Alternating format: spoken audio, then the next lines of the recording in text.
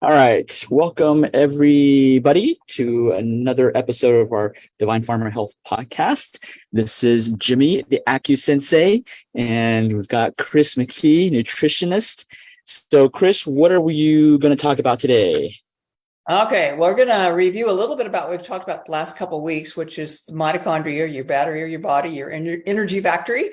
And then we're going to talk about what can damage it and then what can heal it and how to make new mitochondria. And then we're going to dive into exercise and some really cool information on exercise. Okay, awesome. And so before we dive in right away, I want to share with everybody. So at the end near the end of today's podcast, we're going to share with you the opportunity to do one of our programs. We have this new program, but we want to let you know in advance. So this is one thing that we do different from all other health online coaching programs or online programs is we function based off of transparency. So what does that mean? Some of y'all are probably thinking when you attend a podcast, you're like, oh, they're going to try to sell me something right at the end. And so I'm here to tell you, yes, we are going to try to sell you something at the end. So you can get rid of that anxiety. We are going to sell something to you at the end because it's something that we believe in that can help. There's 7 billion people in the world. We want to help 7 billion people. And so there will be an opportunity to work with us in one of our programs, and we'll present that at the end. I just want to let you know, be transparent up front. So, Chris, let's go dive in. Yeah, let's dive in. So last 2 weeks, we've been talking about mitochondria, which is the battery of your body. And you have thousands of them in every cell of the body. The big energy hogs, I call them, that require a lot of energy have a lot of mitochondria. So think of your brain. Our brains use a lot of energy, right? A lot of sugar, actually. And our heart, it uses a tremendous amount of energy to beat with us out even thinking about it. And then large muscle groups like quadriceps and gluteus maximus, those have a lot of mitochondria, and the muscle cells in general have a lot of mitochondria in them. So we've talked about a lot what that means metabolically in the body, keeping it healthy. But I don't think we've talked about what can damage the mitochondria. So let's talk a little bit about that, and then we'll talk about what can help it, right? So damaging the mitochondria. Well, one second, okay. Chris, sorry. 1 second, Chris. So let's you mentioned, brain, heart, and, our muscles.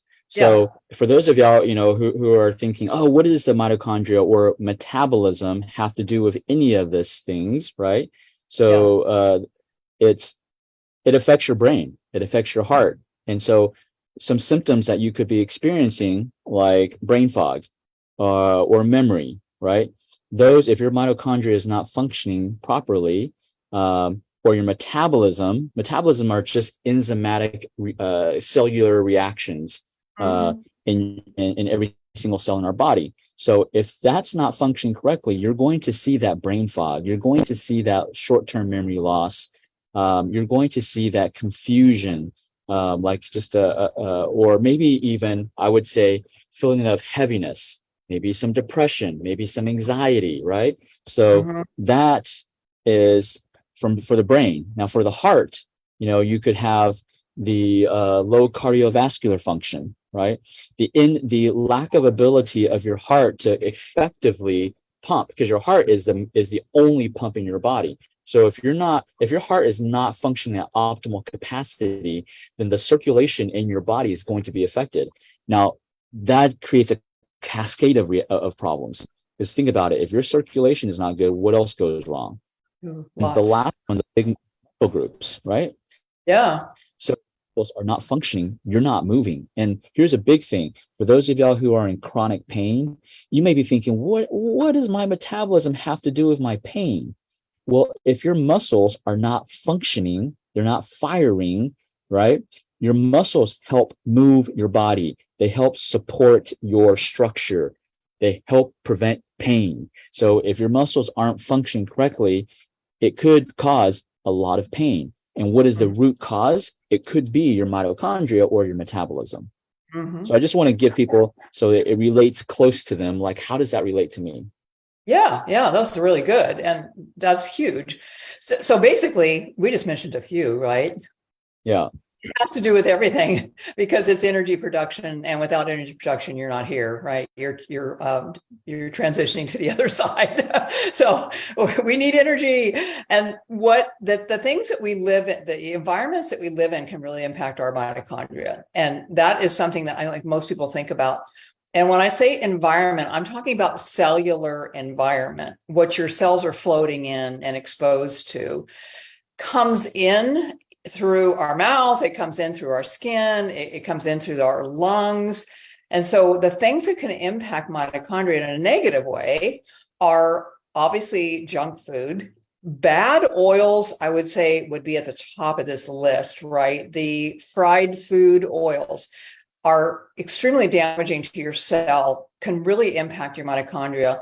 If you're reading labels, I'll encourage you to become a label reader and read labels, because your packaged food, your frozen food, anything you pick up with a package or boxed or bagged, I say anything with a barcode, except there's barcodes on fruits and vegetables now, but you read the label, because they're going to have soy oil and they're going to have canola oil in them.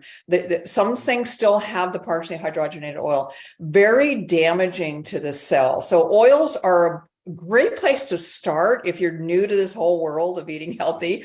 Get your oils cleaned up, and you want to have real oil, like extra virgin olive oil, right? Beautiful, beautiful food.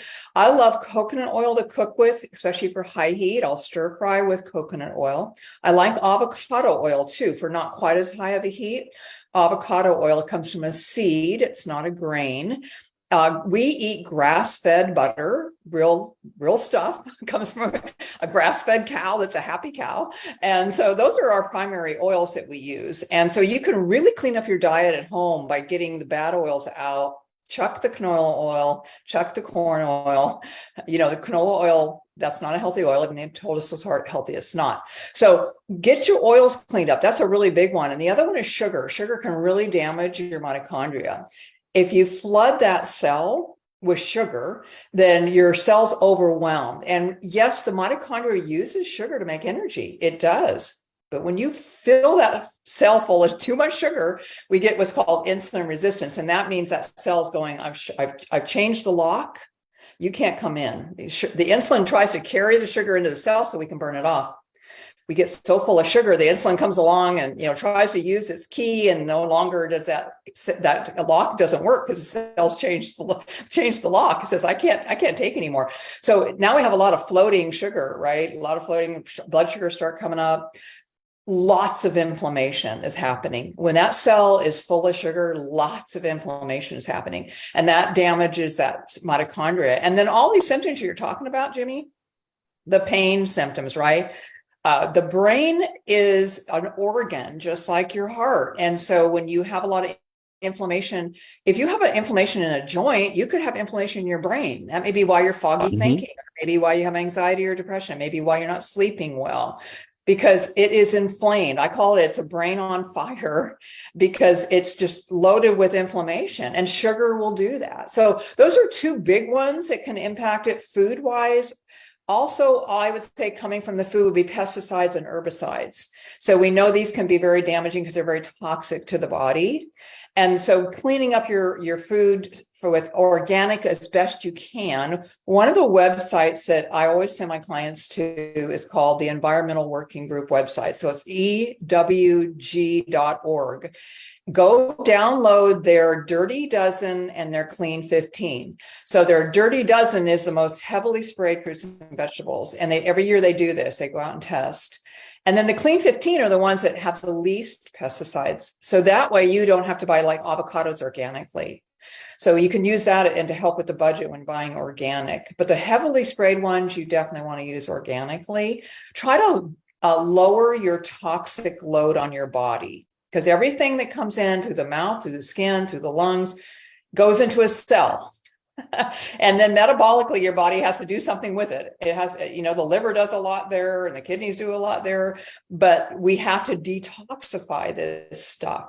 So try to lower your toxic load. The other place we can address with that is cleaning products in our home. I use probably two. I think two, maybe three, and they're all non-toxic. I don't open my kitchen cupboard and it's so full of cleaning stuff underneath there. It's like, I think I have two for the bathroom and one for the kitchen. That it's just all non-toxic cleaning. So try to lower that, as you get rid of some of that stuff, try to choose some clean, green, clean, I guess you might say, products. The other thing is I tell my clients, we do this in our sleep programs, Jimmy, no scents in their house, like no plug-ins in the wall. You don't want to be breathing this stuff, right? We don't need to have scented laundry detergent. We don't want to have the dryer sheets that are scent. We are so bombarded with these scents, and they're chemicals, you guys. Are not true scents. You want scents, get yourself an essential oil diffuser and use essential oils. You can use essential oils in your cleaning and your laundry. They're beautiful. Anything we can do to lower the toxic load so our cells don't have to deal with toxicity. All this stuff damages your mitochondria. So we want to keep that mitochondria healthy, and we make new cells all the time. Cells die and grow all the time. But unfortunately, as we're aging, we don't do it as fast as we did when we were 20. Right? So we want to give the body some tools it needs to be able to do this and make a healthy new cell. So those are some tips on mitochondria. Antioxidants are really powerful for the mitochondria. So that's your colorful fruits and vegetables. How many times have we heard, 5 to 7 servings a day of colorful fruits and vegetables? Yeah. So there's a reason why. They're loaded with vitamins, they're loaded with minerals, they're loaded with antioxidants. So these antioxidants go in there. A great visual for antioxidants is if you took a piece of metal and you put it out in the rain all winter long, it would rust, right? Mm-hmm. That's called oxidation. So we don't want to oxidize inside our body, right? We don't want to rust away inside our body. So we want antioxidants in our body to prevent this rusting of the cells and the damage to the cells. So those colorful fruits and vegetables are loaded with antioxidants, especially the organic ones. And if you grow your own, it's even better. It's wonderful. So those are tips for preventing damage and then restoring health to the cell. Now I'm going to transition into exercise, because how do we make Chris, a lot of new mitochondria? Yeah. Chris, before you transition to the exercise, let's, I wrote down a couple of things that some people may be wondering, that people that are watching this later on. So you mentioned, you got butter from a happy cow. So how do you know, so some people may be wondering, number one, how do you know that cow's happy? Number two is like, where do you get that butter from? Which is a similar question. Yeah. Most of your grocery stores have grass-fed butter. One of the brands is called Kerrygold. It's from Ireland, and they are raised on pasture. There are other brands out there, actually, where I buy Costco brand. It comes from New Zealand, and they're raised on pasture. Okay, versus your regular butter that you get in the grocery store is factory farmed cows. If you've ever driven by a dairy that they're standing on their own poop, I mean, it's pretty bad, right? I mean, it's pretty smelly too. If you've ever been around a dairy, it's really smelly because they're confined. It's called confined feeding operations. And so they're being fed usually pesticide laden, unfortunately, food, and they are fed a lot of soy products as well. So the cattle are not eating the green grass. Some of them show pictures of them out eating green grass. Sorry, it's confined feeding. And what we're doing with the grass-fed butter is we're getting it from cattle that are literally like what you would envision cattle to be out on a green pasture. And the color of the butter is completely different. The taste of the butter is completely different. Once you've had it, you're like, I don't want to go back and eat that pale, tasteless butter. Yeah. That answers your question. That reminds me of one time, that I went to, I went to visit my wife's family is from China, and I went to visit them. This was years ago, probably 10 years ago. And they bought what they call it like a ground, direct translation is a ground chicken. Oh, And what that means is just it's free roaming chicken, gotcha. they don't feed the chicken any feed and so forth. And so they just cooked some chicken soup. And when I was watching my mother-in-law back then cook this chicken, all she did was, I mean, she cleaned it obviously, but all she did was just boil it. That's it. Yeah. She may have put a pinch of salt, but she Uh-huh. didn't add anything else to that chicken soup. And when I drank it, I was like, it was so rich. I mean, the Yeah. taste, I'm like, I have never tasted such a rich chicken, not Yeah. here in the US. And so that's, when you're saying that New Zealand cow, I've heard New Zealand cows, maybe even Australian cows, Yeah. they're all, because they're raised in their natural environment. Yeah. Uh, Second question. So when you're talking about, okay, no sense, like no sense in smell, because we all know that even there's chemical toxicity, and that's through also things that we smell, we breathe in, like smoking. Smoking is a chemical toxicity. You mentioned essential oils. Yeah. So how, there's so many essential oils. People are Yeah. making their own essential oils. How do you know it's a good source, a safe source for people to buy essential oils? Well, I always look for organic personally. I look for organic essential oils. Again, think about it. I mean, when you're extracting an oil out of a plant, it's concentrating it down a tremendous amount. So if it's been sprayed with pesticides, you're getting all of that concentrated down. So Yeah. I do have, I don't know if you want me to share a website or not, because there is a website that I go to Yeah. buy my oils from. Is that Why okay? not? Yeah, of Yeah, course. yeah. And now I say that my brain is just like, okay, I'll have to come back to that. Something Rose. I can't remember the whole name, but I'll come back to that. Let me come back to that. It'll pop into my head here before we're done.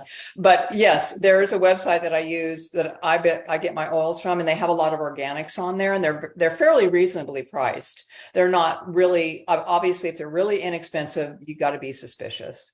That's Yeah. my first thing to say, because it takes a lot of, let's say you have rosemary oil or whatever. It takes a lot to extract out a little ounce of oil. So if you're paying $7, you're going to be getting something really probably not the real thing. So I always say, you're going to get what you pay for, but you don't need to pay $70 a bottle either. So yeah, So what I'll you're be. saying, Yeah. So what you're saying is when you're looking for essential oils, Mhm. sometimes number one, we're looking for organic, and they have those, organic logos and so forth. But Yes, yes. the other thing that you're looking for is actually from the price. If it's too cheap Yeah. or if it's really expensive, then there's probably some red flags. So Yeah. you're looking for like a price point more of it in the middle, Yeah. because to somewhat almost guarantee you're getting a good high quality essential oil. Yes. So the website is, because I knew it was going to come to me, Okay. mountainroseherbs.com. And Okay. I also buy their dried herbs. I buy, for instance, shiitake mushrooms dried Hmm. off their site, Yeah. so that I always have shiitake mushrooms. If I want to cook, I just rehydrate them. They have some really nice herbs too. Yeah, but they have great Awesome. essential oils. Yeah. Yeah. Great. Oh. So next, you're going to talk about some exercise. Yeah, yeah. Dr. Peter Attia, Attia, is an amazing doc. He does have a private clinical practice, but he works with longevity, and he also is a researcher, right? So he does a ton of research, and his clinic, he basically does a lot of research on the clients. But I watched a interview of him, and some of the stuff he was sharing was so incredible with exercise. I thought I'd share this with you guys. So remember, we're talking about mitochondria here, and muscles have a lot of mitochondria. If we keep muscles active and strong, we're going to be firing a lot with that energy with the mitochondria. That's why exercise always gives you more energy. You think, I don't have energy to go exercise, but after you're done, you feel really good, right? So you're firing mitochondria. So here is some research that was done, and this is on 90 this is on 3 hours a week. So I'm gonna kind of break this out. But he said, if you are a couch potato and you go from 0 to 3 hours a week of exercise, and I'll tell you what type of exercise in a minute, it reduces all-cause mortality by 50% at any moment in time. All-cause mortality is death from anything: cancer, heart disease, diabetes, 50% at any point in time. So he said, you could be 20 and do this, you could be 80 and do this, and it would reduce your risk of death by 50% of all-cause mortality. And what he was saying in the research is that the people who are couch potatoes and go to 3 hours a week get the biggest benefit. Let's say I'm doing 2 hours a week and then I go to 3 hours.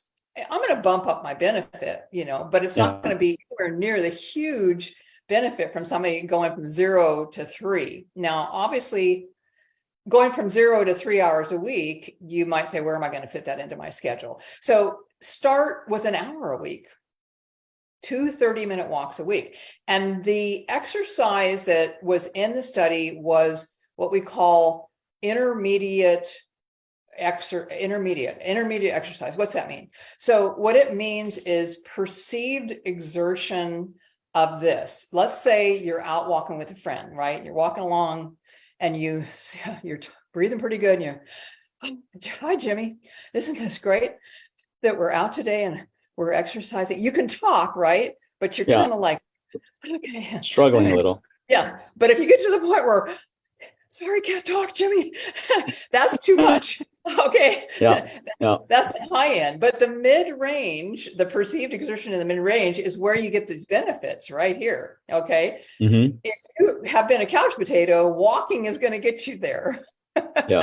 You'll be, if you're walking pretty good, right? You're going to be up there. So if you want to break it down, obviously it would be, you can do an hour 3 days a week if you want to do it that way.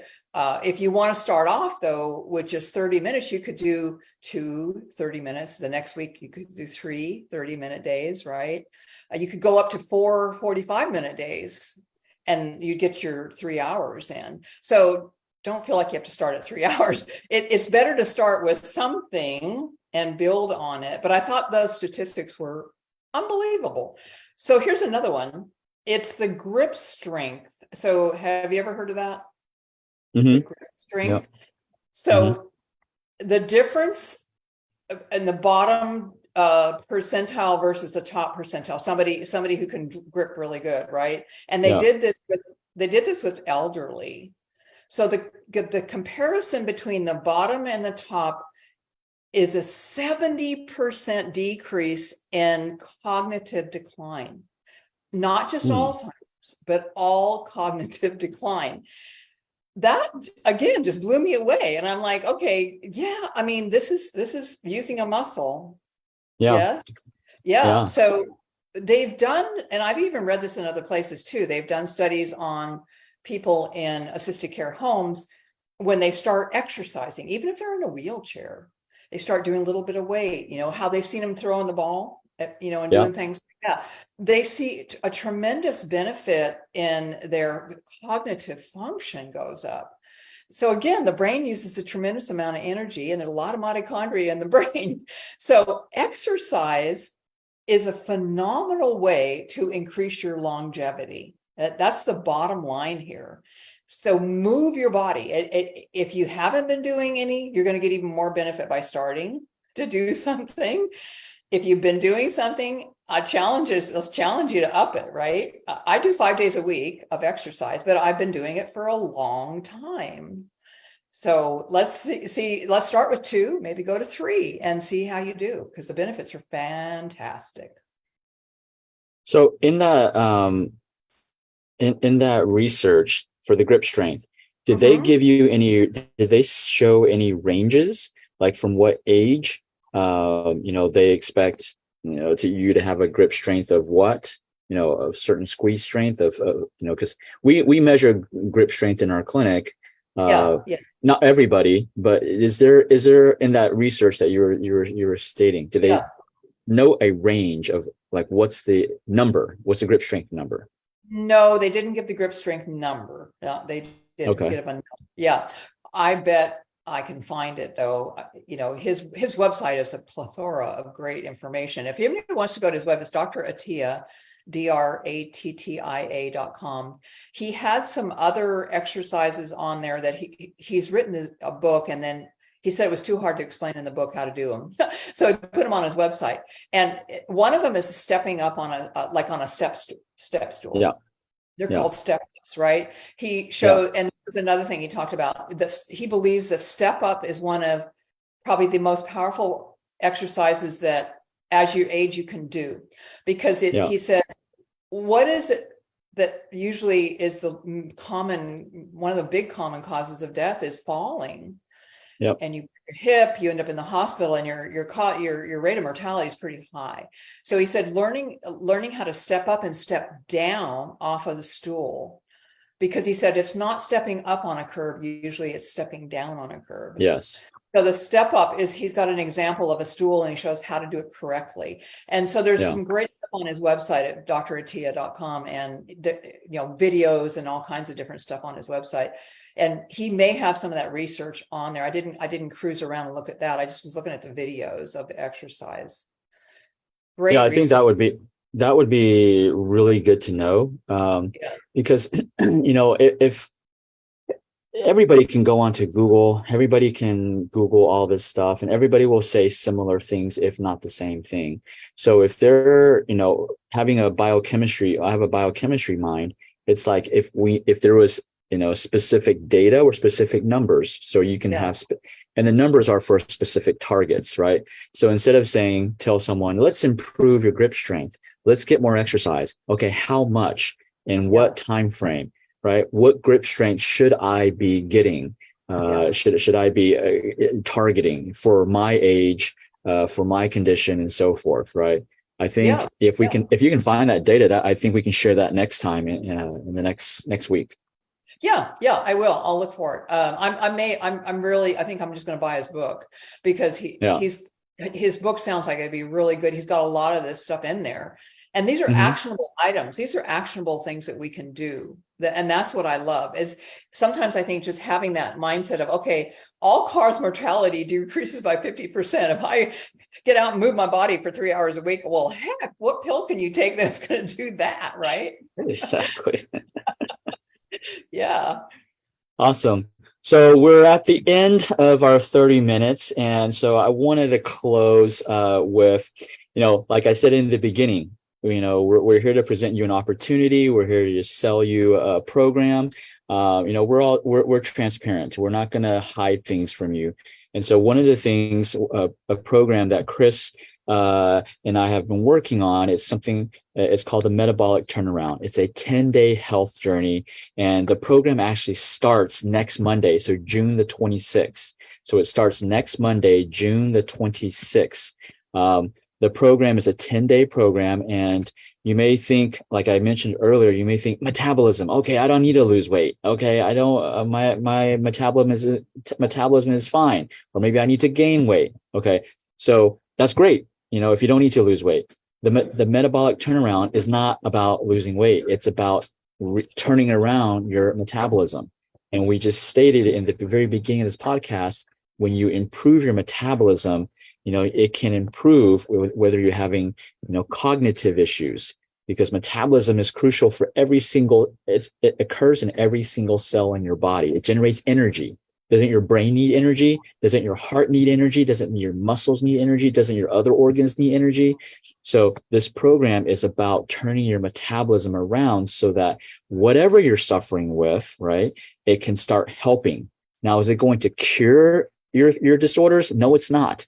This program is a foundational program. It's to help you build a strong metabolic metabolism foundation, right?